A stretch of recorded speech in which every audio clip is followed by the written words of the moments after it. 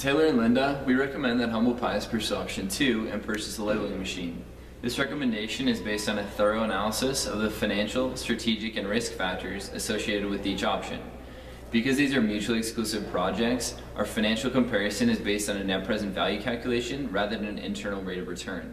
Option 1 creates additional sales of 2.2 million units, generating $3.3 million in sales revenue over the next 3 years. Like we mentioned, our written proposal details our assumptions as well as the sensitivity analysis showing how the NPV would change depending on the distribution of sales. Using a net operating profit margin before taxes of 15% and a discount rate of 8% that you provided, we found that option 1 generates an NPV of about $526,000.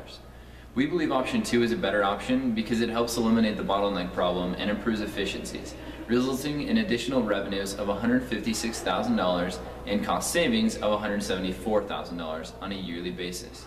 These improvements lead to an NPV of about $929,000.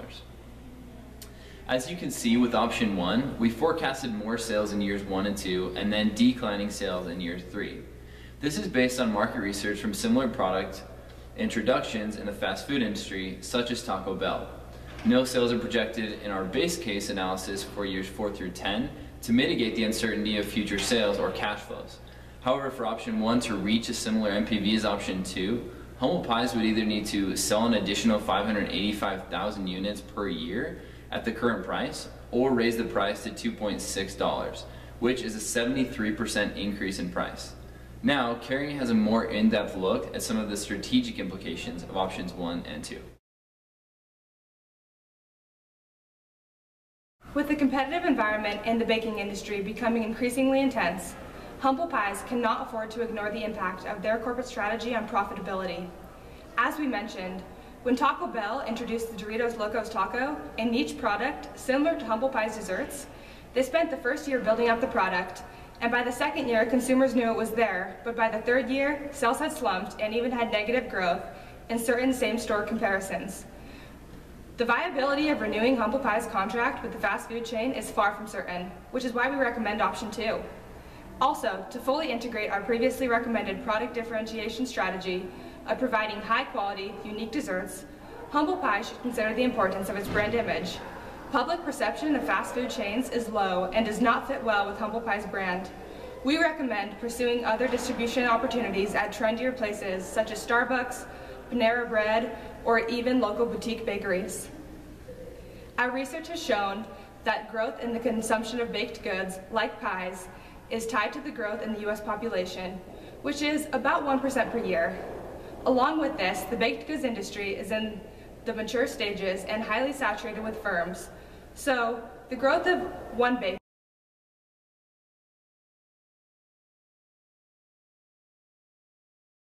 afford to automate, and because of the enormous capital expenditures required to grow, it may be worth considering combining with a larger producer who is looking to grow through a merger or acquisition.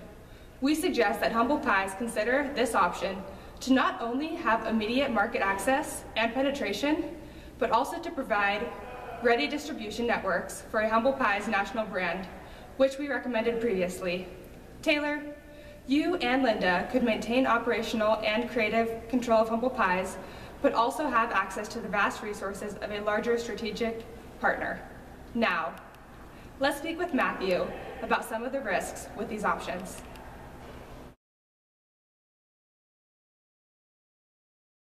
Ongoing strategic reorganization and volatile market conditions inevitably puts a strain on Humble Pie's ability to remain profitable.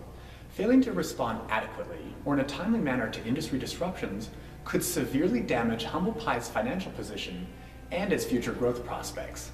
Of particular concern is the volatility of key inputs in the baking process. In a single year, wheat prices can vary by as much as 40%, sugar can vary by over 50%, and cooking oil can vary by almost 30%. Trying to mitigate these risks with derivatives, such as futures contracts or other hedging instruments, is costly and perhaps unnecessarily complicated, given Humble Pie's current size. In an industry with thin profit margins, Humble Pies must have the ability to pass some of these costs on to their customers or risk going out of business. Option 1 does not have this ability because of the contractually set price per pie and any volatility in commodity prices could lead to decreasing profit margins or even significant losses. We recommend option 2 because it allows greater flexibility and improved efficiencies to deal with and adapt to uncertain circumstances. Option 1 has another serious risk that must be considered. The fast food chain will tie up a majority of Humble Pie's capacity, giving them a disproportionately high level of buyer power, which could negatively impact your profitability. Option 2 allows for greater diversification of your customer base. We've explored these and other risks further in our written proposal. In summary, given the uncertainty surrounding option 1, we recommend pursuing option 2 because first, the net present value is far greater for the labeling option.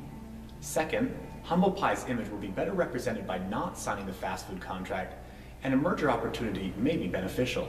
And third, the risks associated with option 2 are substantially lower than option